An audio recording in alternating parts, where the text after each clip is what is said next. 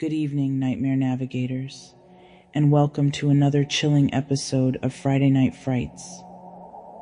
As the shadows lengthen and the beasts of the night stir, I, your devoted hostess Night Angel, am here to guide you through a tale woven in the darkest threads of desire and doom. Tonight, as we delve deeper into the chilling retelling of Alexandre Dumas, The Wolf Leader, written in 1857 by the master storyteller, yes, the very same who brought us The Three Musketeers.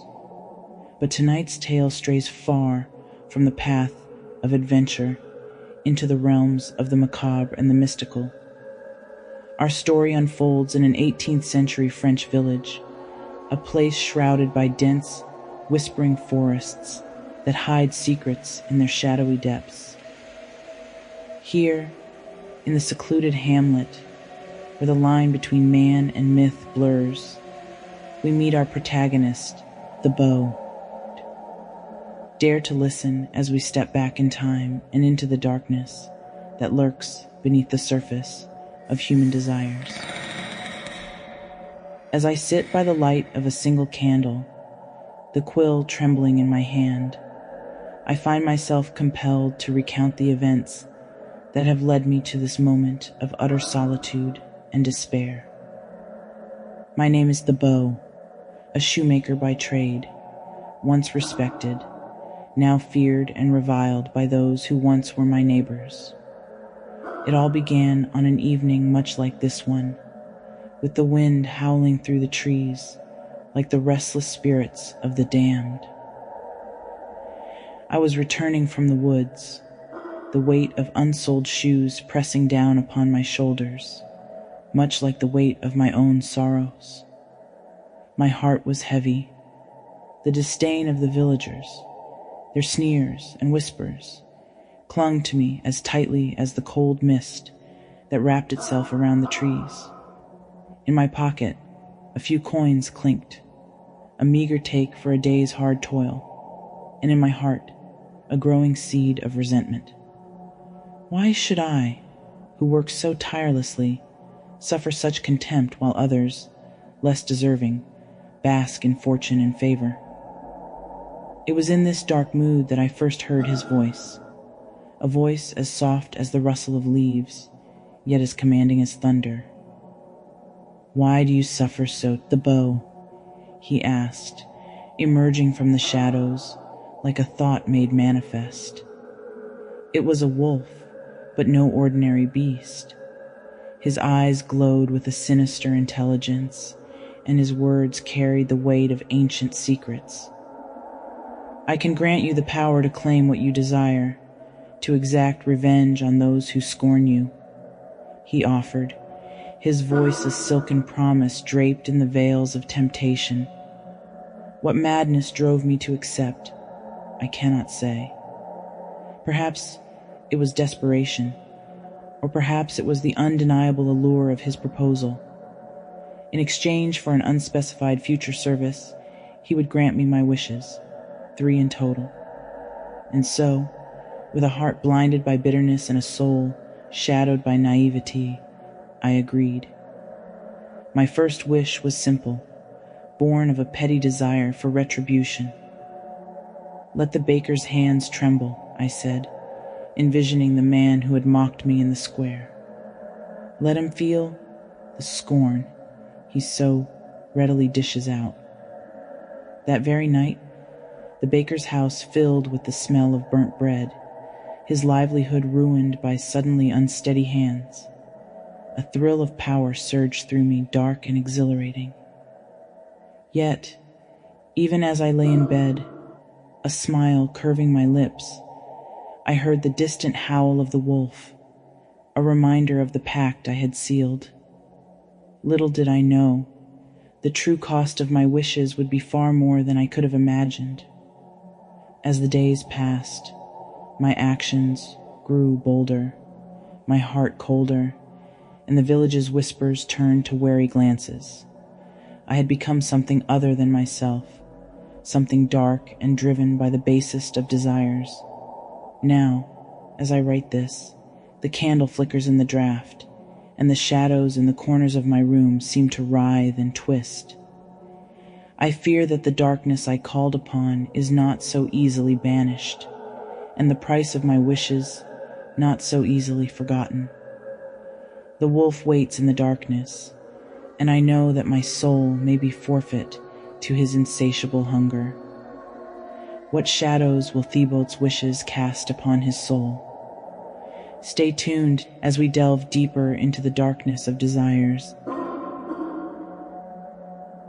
In the quiet village where I have spent all my years, beneath the looming shadows of old, watchful trees, I am known to all but seen by none. My name is Thibault, and I am the village shoemaker, a craftsman of leather and dreams unfulfilled.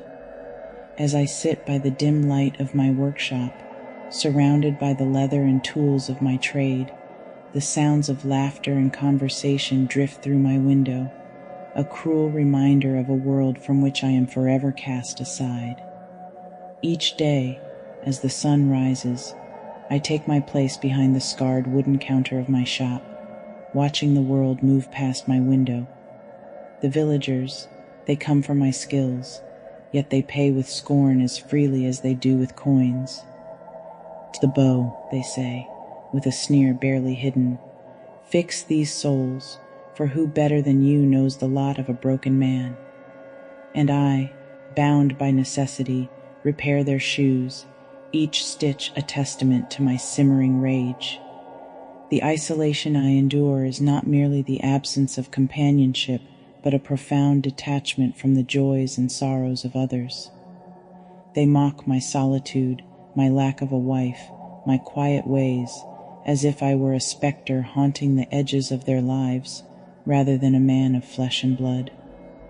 Their words, sharp as the cobbler's awl I wield, pierce my heart daily. At night, I wander the outskirts of the village, the moon my only companion. The trees whisper secrets on the wind, secrets of ancient grievances and the cold embrace of the dark.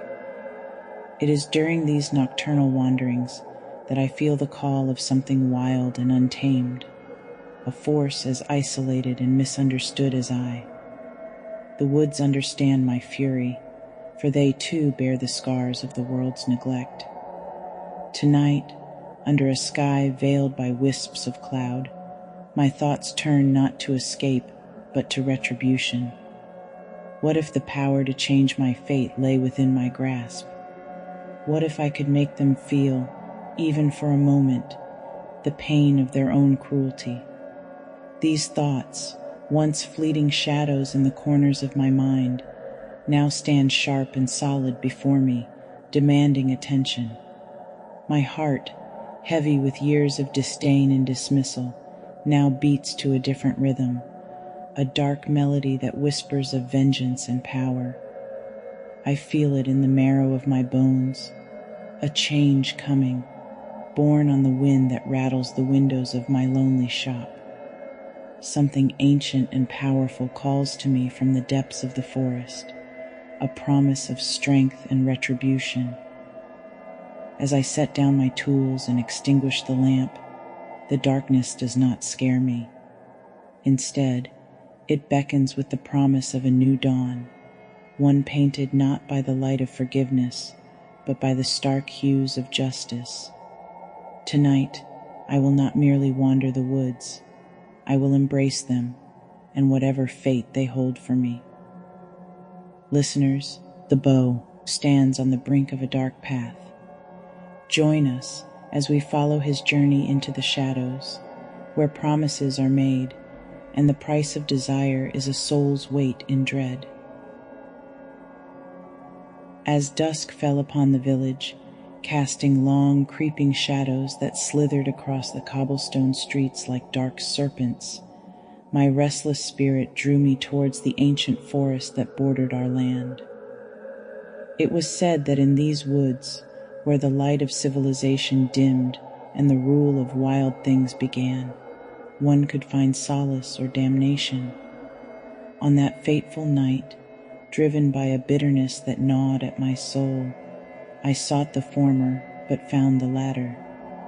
The deeper I ventured into the embrace of the ancient trees, the more the familiar sounds of the village faded, replaced by the whispers of the forest. It was here, beneath the boughs that had stood watch over countless untold secrets, that I first heard him. His voice was like the rustling of dry leaves, a sibilant whisper that seemed both here and nowhere, unsettling in its intimacy. "Thibault," it whispered, a chill running down my spine as my name hung in the chilly air. I spun around, searching for the source, but saw only the dense thicket and the fading light. From the shadows between the gnarled trees, he emerged, the wolf. Not an ordinary beast, but one cloaked in an aura of unmistakable power, his eyes gleaming with a preternatural intelligence that froze me in place. His coat was a tapestry of midnight, each strand shimmering with an ethereal light, as if woven from the very essence of the forest night. "You bear great burdens, Thibault," he spoke, his voice smooth and enticing, a dark melody that resonated with the deepest chambers of my heart. "The weight of scorn, the pain of neglect. What would you give to right the wrongs inflicted upon you?" My breath caught in my throat as I met his gaze. Here was the answer to my silent, fervent prayers, the promise of vengeance, the allure of justice. Yet even as my heart yearned to embrace the offer, a sliver of fear cautioned me. "What is the price?" I asked, my voice barely above a whisper. "A trifle," he replied with a sly grin that revealed sharp, glistening teeth. "A future service, one that lies within your power to grant, nothing more." The forest seemed to hold its breath as I pondered the offer. In those eyes, like twin moons in the velvet night, I saw reflected not just my potential power, but also the shadows of my own desires. With a depth of despair only a wronged man knows, I nodded, sealing my fate. "Done," I uttered, sealing the pact with a word that sounded like both a victory and a sentence. As the wolf vanished, melding seamlessly back into the shadows from which he had emerged, a part of me knew I had changed. I felt it, a stirring within, a quickening of my pulse, a sharpening of my senses. Power coursed through me, invigorating yet foreboding, and I walked back through the woods feeling both triumphant and damned. That night, as I lay in my bed, the reality of my choice haunted me. I had sought power and found it, or perhaps it had found me, but at what cost? As the wolf's final words echoed in my mind, I realized that I had ventured into a darkness from which there might be no return. The bow has made his pact, but every deal has its price. Join us as we continue to explore the depths of his desires and the darkness that grows within. What horrors await our cursed hero? Stay tuned, for the night has many shadows yet to reveal. In the quiet that followed the wolf's departure, the forest seemed to whisper of dark omens. Yet, amidst the eerie stillness, a strange, exhilarating power coursed through my veins. I had accepted the pact, and with it the means to exact vengeance. A newfound authority gripped me, an intoxicating rush that dulled my apprehension. As I made my way back through the woods, the night felt alive, aware of the silent accord sealed between the shadows and myself. My mind replayed the wolf's promise, and a part of me reveled in the potential to reshape my destiny, to exact justice as I saw fit. Upon returning to the village, the opportunity to wield my newfound power presented itself quicker than I had anticipated. The local tailor, a man of considerable influence and one who had often ridiculed my aspirations, crossed my path. His usual sneer was in place as he approached, ready to belittle. Yet this time, the balance of power had shifted. With the wolf's words echoing in my mind, I focused my will on him, wishing for a taste of humiliation to befall him as he had so often bestowed upon me. As he opened his mouth to spew his disdain, his voice faltered, his confident demeanor crumbling before the eyes of the gathered crowd. His once commanding voice broke, squeaking and stuttering, rendering him speechless and red-faced with embarrassment. The thrill of retribution was immediate and potent. Watching him retreat in disgrace, I felt a surge of satisfaction. But as the initial rush faded, a cold, creeping dread began to take its place. What had I done? The power to curse, to influence another's fate so directly? Was it not too great a weapon for a mere mortal? That night, as I lay in my bed, the real price of my wish began to reveal itself. My dreams, once a refuge of mundane thoughts and desires, now twisted into dark, unsettling visions. Shadows moved with malevolent purpose, and whispers filled the air, speaking in tongues I could not understand, but felt, inexplicably, that I was meant to obey. I awoke in a cold sweat, the echoes of those whispers still ringing in my ears. A deep unease had settled over me, a realization that something within me had changed, had been altered irrevocably by my pact with the wolf. I could feel it, a darkness that now clung to my soul, a shadow that mirrored my own. As dawn broke, I saw my reflection in the small mirror on my wall. My eyes looked back at me, but there was a depth to them that hadn't been there before, a darkness that seemed to swirl and move just beneath the surface. Fear gripped me then, not of what I could do to others, but of what I was becoming. What had I invited into my life? And so, haunted hearts, Thibault begins to understand the true nature of his pact. Power comes at a price, and the currency is often one's very essence. Join us as we continue to explore the depths of Thibault's descent into the dark pact he has sealed. As the days turned into weeks, the dark seed planted within me by the wolf's promise began to sprout, its roots entwining around the very fabric of my soul. With each passing night, the moon waxed and waned, but the shadow within me only grew, fed by the deeds I dared to commit with the powers I had been granted. The exhilaration of my first act of retribution against the tailor lingered, a heady draft that muddied my thoughts and judgment. It was not long before I found myself looking at my neighbors through a new lens, one that magnified every slight, every disrespect, and every scornful look I had ever received. One by one, I targeted those who had wronged me, the butcher who had cheated me with his scales. I wished a pox upon his house, and by the next market day, his livestock were sickly, his livelihood in tatters. The blacksmith who had laughed at my ambitions found his forge cold, his iron brittle, as if the very fire had forsaken him. With each curse I cast, a surge of power rushed through me, intoxicating and potent. Yet as my influence grew, so too did the darkness within. I began to delight in the misfortunes of others, a spectator to the chaos I had wrought. The village, once a mere backdrop to my mundane existence, now played host to my darkest fantasies. But with power, I soon learned, came suspicion. Whispers began to weave through the village, not just of misfortune but of its source. Eyes that once glanced indifferently my way now bore into me with a mix of fear and accusation.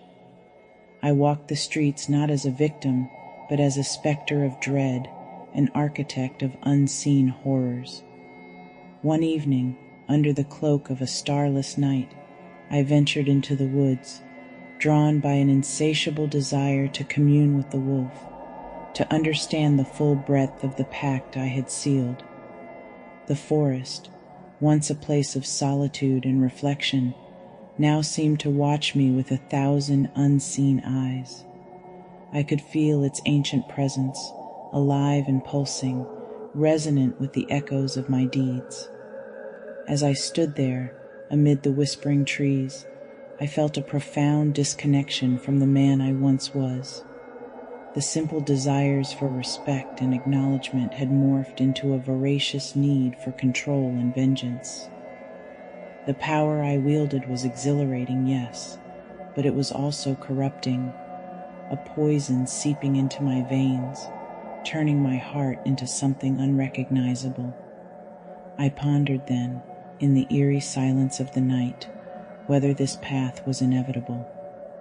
Was my fall from grace preordained the moment I accepted the wolf's offer? Or had I walked this dark path willingly, seduced by the allure of forbidden power? The answers eluded me, as elusive as the shadows that danced just beyond the reach of my lantern's light. That night, I returned home, a shell of my former self, haunted not by the specters of the forest, but by the monster I was becoming. Each reflection in the mirror showed a face twisted by the shadows of power, by the dark desires that now coursed freely through my veins. Listeners, as Thibault descends further into the depths of his own darkness, let us ponder the true nature of power and its price.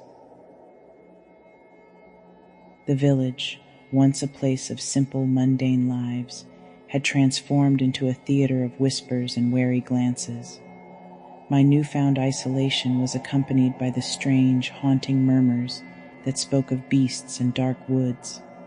The murmurs grew into whispers, whispers into shouts, until the word werewolf was whispered from behind closed doors, and wide-eyed children were hurried indoors at the sight of me. My nights were restless, haunted by dreams where I ran on all fours beneath the moon's ghostly glow. Each morning I awoke, my body slick with a cold sweat, my sheets tangled as though after a fierce struggle. It was during one such dawn, the first light casting a gray pallor over my room, that I noticed the changes. My fingers, once adept at the delicate work of cobbling, now seemed too stiff, too coarse. My nails had thickened, yellowed, curving into what could almost be claws. I stared into the mirror, finding the eyes that stared back were not my own. They burned with a feral, hungry light, as though something primal was gazing through them from a place deep within me. I withdrew from the mirror, horror clawing at my throat. The village's suspicions were not just figments of collective paranoia. They were reflections of my own metamorphosis, a grotesque mirror of the darkness I had invited into my life. The pact I had struck in those shadowed woods was not merely changing my circumstances, but was reshaping me, body and soul.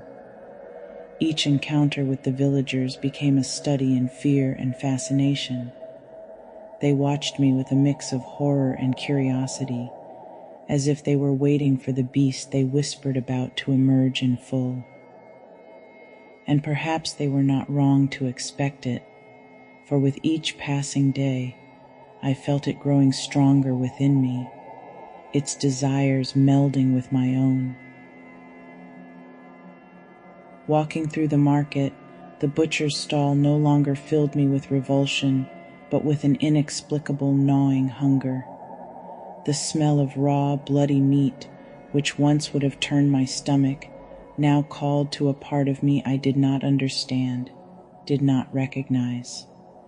I hurried away, my heart pounding, a part of me disgusted, another part bitterly amused by the irony of it all. One evening, as the sun bled red into the horizon, I found myself at the edge of the forest where I had first met the wolf. The trees stood like dark sentinels, the wind whispering through their leaves as if carrying secrets. "Is this what I am to become?" I asked the shadowed thicket, half expecting an answer. The wolf did not appear, but his presence was there, in the cool caress of the wind, in the soft rustle of the underbrush. I realized then that the pact had bound me to more than just fleeting powers. It had tethered my very being to the spirit of the wolf, to the essence of the wild that now sought to claim me. As I turned back towards the village, the moon, a sliver shy of full, cast my elongated shadow on the path. It danced and twitched with a life of its own, as though eager to disconnect from the man and join the beast. A cold dread settled in my bones, not just of what I was becoming, but of what I might already be. Listeners, as Thibault grapples with the terrifying reality of his transformation, let us reflect on the nature of change and identity. What are we but the sum of our choices? And what happens when those choices turn against us? Stay tuned as we descend further into the heart of darkness. The church stood as it always had, a stoic sentinel amid the ever-swirling mists of suspicion that now enveloped our village.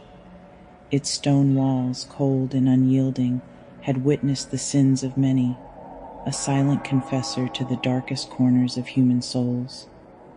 Today, it was my turn to seek solace within its ancient embrace, not for confession, but a confrontation that I knew was inevitable.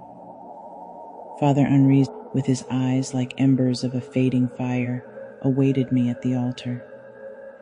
His presence alone commanded a solemnity that the whispers of the woods could never mimic. As I approached, the light streaming through the stained glass painted the pews in hues of judgment and mercy, colors that seemed too vibrant against the gray scale of my existence. Father Henri's voice broke the silence, each syllable heavy with a weariness born of a life spent battling unseen demons. "I have watched you from afar, seen the shadows that cling to your steps, felt the darkness that taints your spirit. You are meddling with forces beyond your reckoning, my son." His words should have stirred fear within me, yet what I felt was a perverse thrill, a dark delight in acknowledging the power I wielded.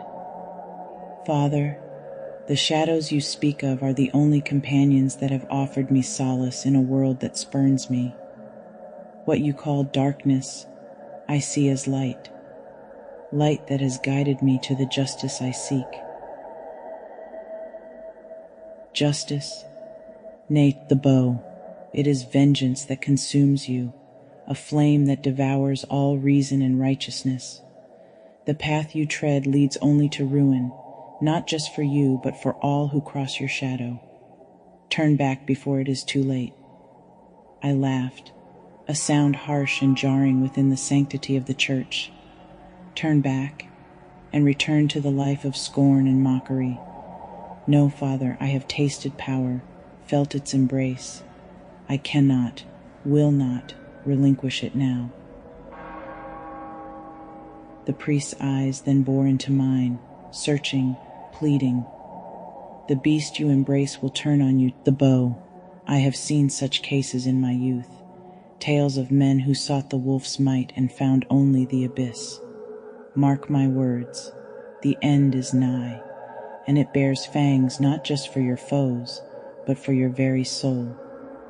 Ignoring his warnings, I turned to leave, my heart a fortress against his pleas. Yet, as I stepped out of the church, the sunlight seemed too harsh, the sounds of the village too strident.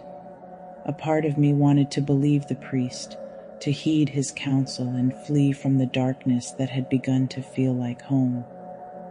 But it was too late. Each step away from the church felt like a descent deeper into a chasm of my own making. The power I wielded whispered to me, a siren call that drowned out the priest's warnings. It promised more strength, more vengeance, more freedom. And I, lost to the allure of its promise, let the shadows envelop me wholly. As the church bell tolled once more, its sound a mournful echo across the village, I knew that whatever semblance of the man I once was now nothing more than a specter, a whisper of the past. The beast's call was clear, and I was bound to answer.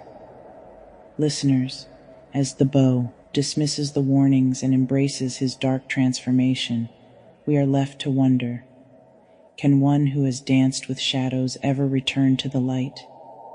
Stay with us as the night unfolds. As the moon ascended to its zenith, casting a silvery glow that seemed to pierce through the very fabric of the night, I felt the final chains of my humanity dissolve. The transformation that had been simmering within, fueled by dark desires and forbidden power, now surged forth uncontrollably.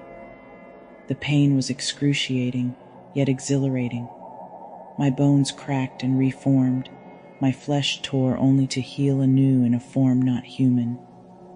I fell to the earth, my hands, no, my paws, digging into the cold soil as I embraced the beast that erupted from within. My senses exploded in clarity.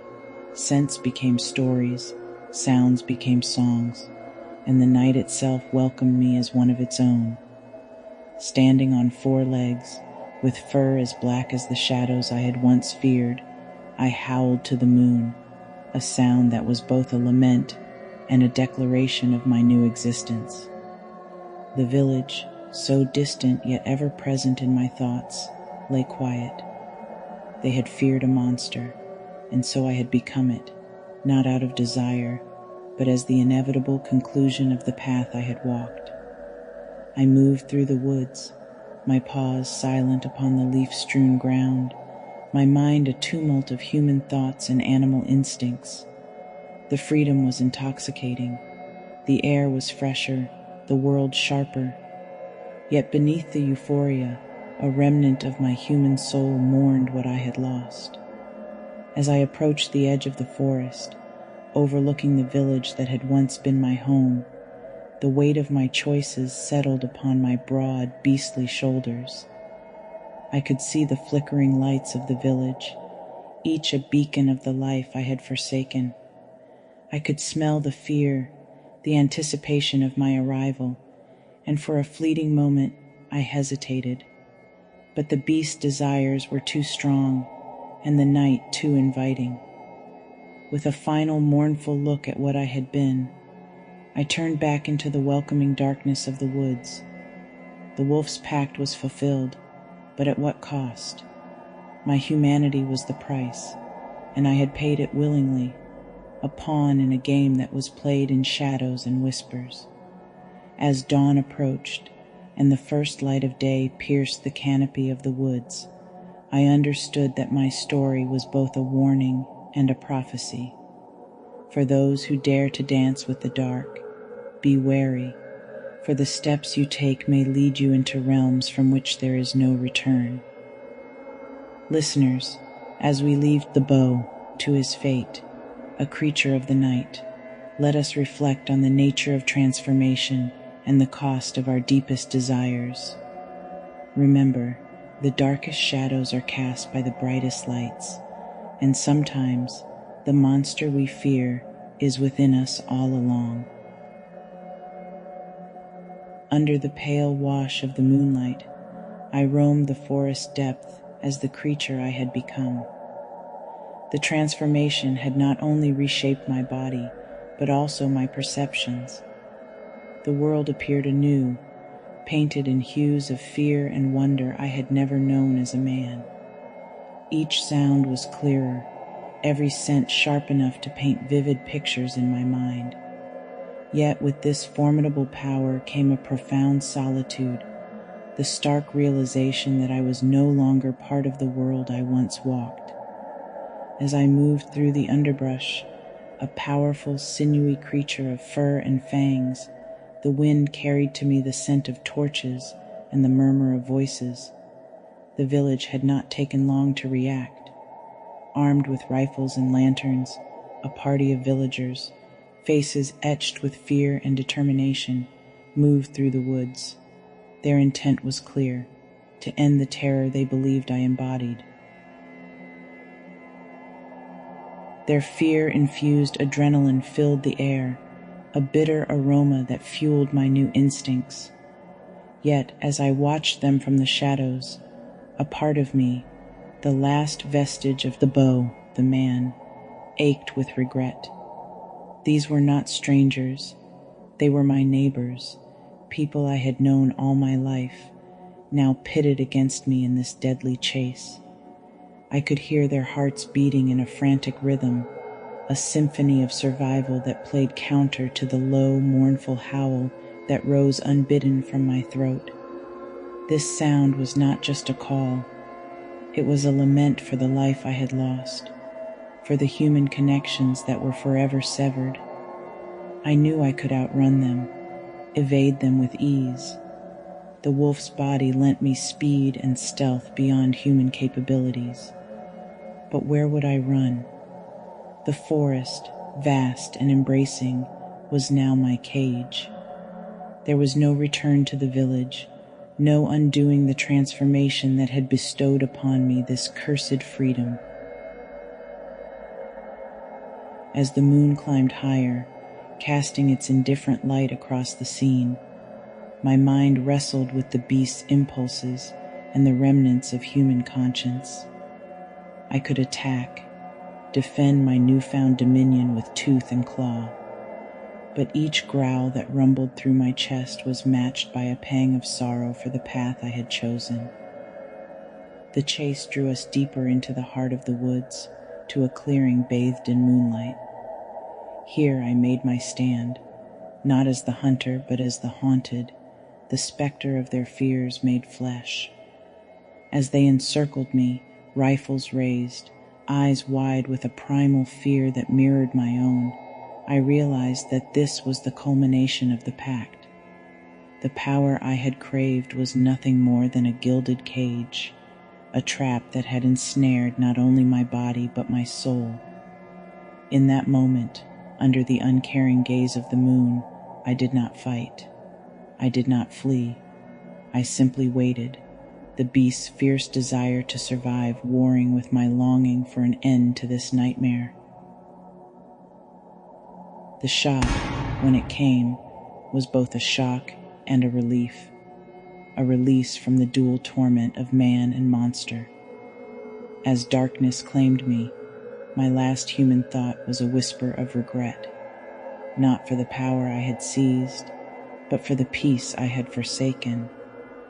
And as I slipped away, the forest seemed to sigh, the wind whispering through the trees a final sorrowful lullaby for Thibault, the man who had dared to dance with wolves. As our tale closes, dark explorers, let us remember Thibault, a reminder of the peril in desiring what lies beyond the natural order. Beware the gifts borne on shadowed wings, for their price is often the soul itself. In the depth of the forest, where the shadows grow long and the secrets of the night hold sway, I found myself once more. The pain of the gunshot was a distant echo, my body healed by the dark gift that cursed my existence, but my spirit bore wounds no magic could mend. The villagers had returned to their homes, their whispers of the beast that haunted the woods, a murmuring undercurrent to their lives. But I was bound to this place, to the shadows I had embraced. As I wandered, lost in the labyrinth of my own making, he appeared again, the wolf, the architect of my damnation. His eyes glowed with a cold fire in the twilight, piercing the darkness that surrounded us both. Thibault, his voice was both a caress and a condemnation, echoing through the stillness. You have paid the price of your wishes, but one debt remains. I have given everything, I replied, my voice a ragged shadow of the man I once was. What more is there to take? My soul, my humanity, what remains but the shell of a creature caught between man and beast?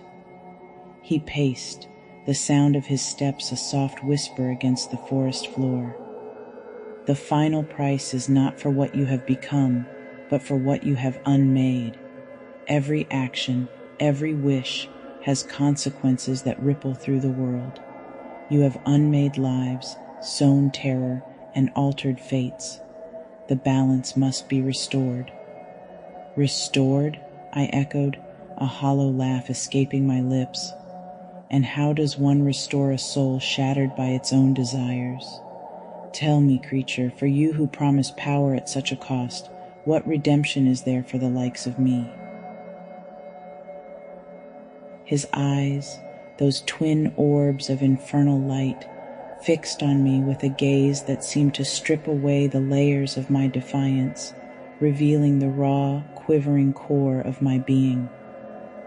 There is no redemption, Thibault, for those who do not seek it, but there is an end to your debt. One final act to balance the scales. You must return to the shadows, relinquish the remnants of your humanity, and become the guardian of this forest. Only then will the pact be fulfilled. I felt the last vestiges of my human heart sink, a stone in the dark waters of my soul, a guardian, to linger as a specter, a tale to frighten children and caution the greedy. Not a specter, he corrected, his voice the rustle of dead leaves. A protector, a force of nature that maintains the balance you once sought to tip in your favor. This is your legacy, Thibault. This is your salvation. As the moon rose high, casting its judgmental light upon me, I understood. There was no fleeing this fate, no denying the price of the power I had so craved. With a heavy, resigned heart, I nodded. The forest, my prison and my kingdom, accepted my surrender, the trees bowing their heads in silent witness to my final transformation. As the wolf turned and vanished into the night, I stood alone, the master of shadows and the keeper of ancient secrets. Here, amid the whispers of the trees, I would dwell, bound to the land, a guardian born of darkness and redemption. This was my end, and perhaps in its own twisted way, a beginning. And so, sinister seekers, the tale comes to a close, not with escape, but with acceptance of his role in the eternal dance of nature's dark side. Remember, the paths we choose are the ones that define us, for better or for worse. Until next time, on Friday Night Frights, beware the shadows you summon. What path would you tread? Would you embrace the shadows, or would you flee from their grasp? Think on this as you listen to the wind outside, as you gaze into the dark corners of your room, or when you next face the reflection in your mirror. What shadows lurk within your own heart? What desires are you keeping at bay, and at what cost? I invite you, my brave companions of the night, to share your thoughts and feelings. Would you dare to make a pact with the shadows, or would you find the strength to resist? Dive into the comment section below and let us weave together tales of caution, of courage, and perhaps of curiosity. Until we meet again under the cloak of another moonlit night, remember, the darkest stories are those we craft ourselves. Subscribe, like, and ring the bell for notifications, ensuring you never miss a journey with us here on It Gets Creepy. This is Night Angel, your guide through the shadows, bidding you a spine-chilling good night.